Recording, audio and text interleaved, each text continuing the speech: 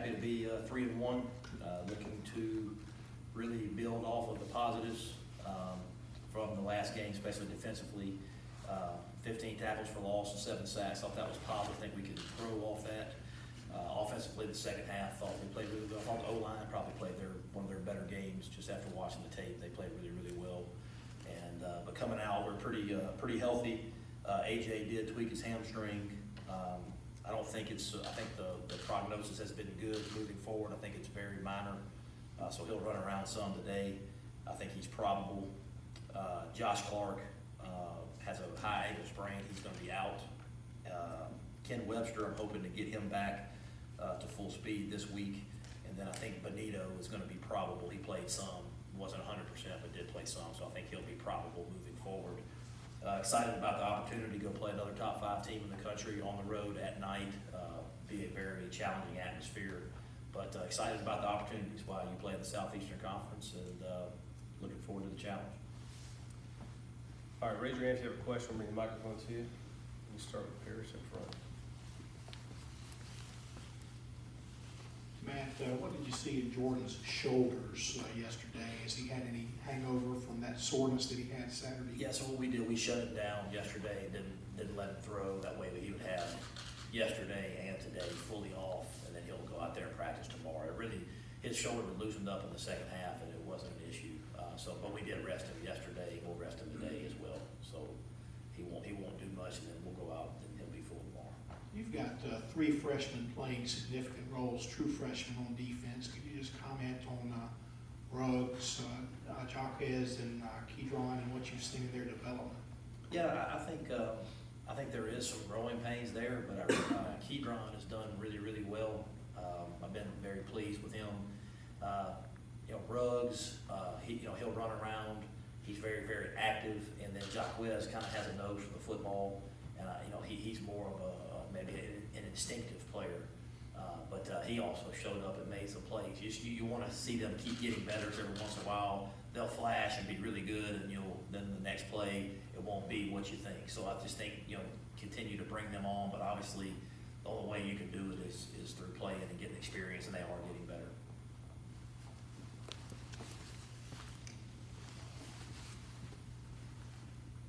Talk about the games that Markel Winters had and Charles Wiley and how they figure in moving forward.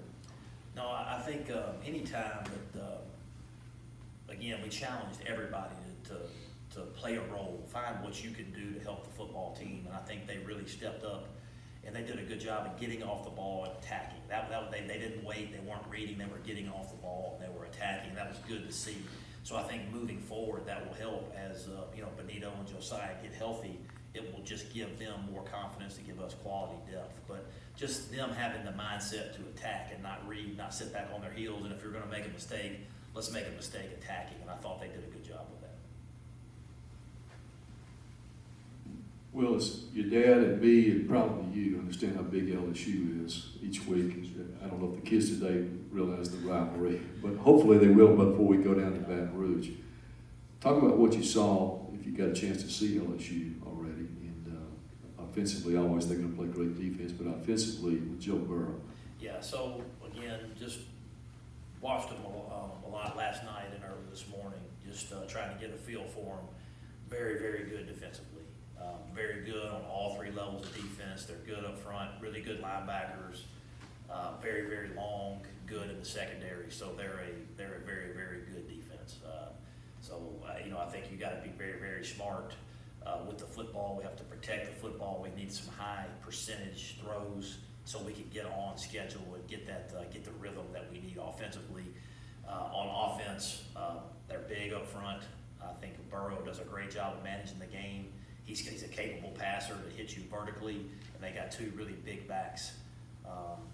They got Brissett, he's 220 pounds, and then the other guy, 22, Clyde Edwards-Helaire, he kind of reminds me of Scotty.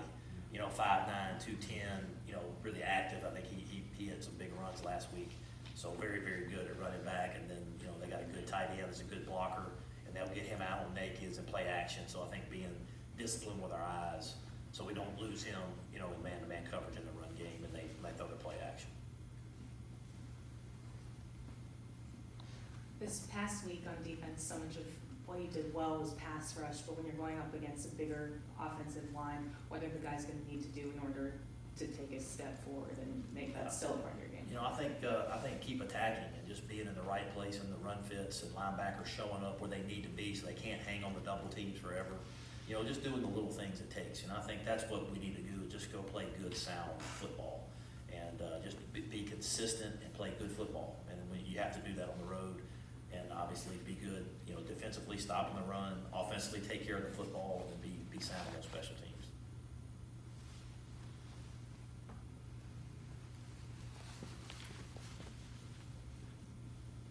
Coach Tylen kind of had his first impactful game Saturday. I mean, what did you see on film, and how much more do you see him kind of factoring in until Eric comes back full strength? Yeah, no, I thought Tylen, he's doing a lot of things that people aren't seeing on special teams. He's going down there and kick off cover.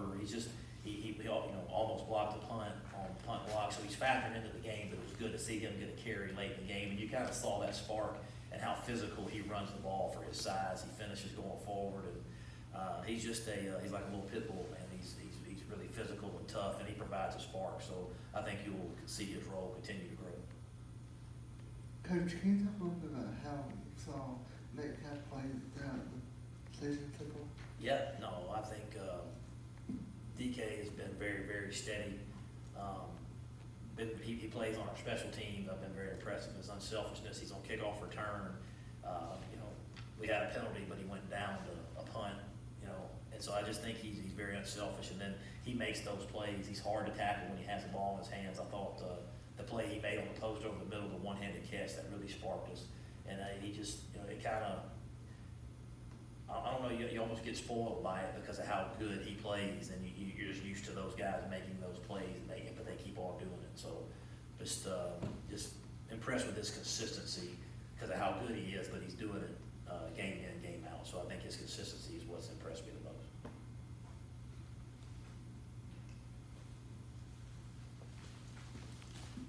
Matt, going back to Tylen Knight and his recruitment here, Ole Miss was the only Southeastern Conference, only Power 5 school to offer him. You guys offered him late in the process. What exactly did y'all see out of him that others didn't, that he would make this early impact? Well, obviously, I think if you just go and you base it on sheerly height and weight, then you probably don't offer him. But when you're looking at a young man that won a state championship, 6A Player of the Year in the state of Mississippi, MVP of the Mississippi-Alabama All-Star Game, sooner or later, you got to realize you can't judge the size of his heart and what he brings to the table. If you ask any coach who's the best player on the field, it was Tylen Knight. Who's the best player at the Mississippi Valley? It's Tylen. So sooner or later, you have to say, hey, look, we're going to take a shot on this guy. And especially if you're at the University of Mississippi and he's the best player in Mississippi, I think he deserved a shot, and I think I think that's showing. With AJ's injury, Elijah got in a lot more. What was your evaluation of his performance? Good. I thought he took advantage of the opportunities that he had. You could see his quickness, his change of direction, some things that he can do, and it's just good to get him that experience. That way he feels more and more comfortable moving forward. If AJ gets tired or there's an injury, he can step in there and get going, especially with Floyd being out with the hamstring. I think, but I thought he did a really good job of taking advantage of his opportunities. Third down efficiency Saturday was much better. Was that just implemented from the speed lineup, or did you do anything differently schematically? Yeah, it wasn't great early, but I thought we got better at it, and we've obviously made it an emphasis in practice, week in, week out. But it was good to see. We threw a curl route in there. We picked up a blitz and a twist, and we threw the ball on time. And that's what you have to do in this league. You don't have an unlimited amount of time to throw it. Everything has to be on time. You have to be good, not only O-line, but a tailback, picking up all the blitzes and the things that you see on third down. But I did see an improvement there, and that was one of the things we were looking to build on. So that was good to see.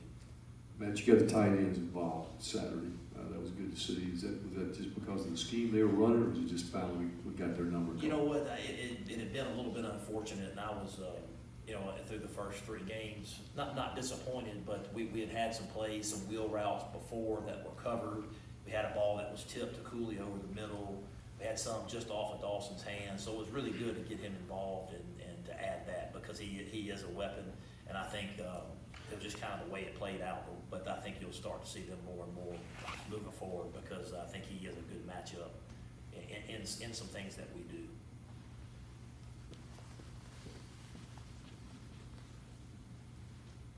Now, you mentioned playing some smaller guys and quicker guys on the defensive line, kind of had a necessity on Saturday, but do you feel like you found anything there as far as like using that more often going forward? Yeah, I think you can in some situations. Obviously, what you gain in some areas, you lose in others. It's in some games, it's a matchup, so if you're playing a spread team like to throw it, obviously, the quicker guys help, but if you're playing a big team like to run it, that obviously won't be as good of a matchup. So I think we can use it in certain situations, and those guys will have confidence. But I think it's more about just those guys having the confidence to go in there and give you quality snaps and attack, and don't let what you can't do stop you from what you can do.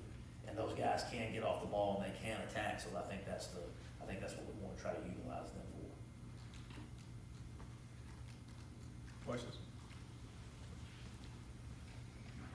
Do you see similarities defensively between LSU and Alabama? No, it's a different scheme, and I would say LSU is a little bit more of an attacking front, where Alabama just holds point, and it's hard to move those guys. But I would say in the secondary there are some similarities because of their length, but it's just a little bit different scheme up front.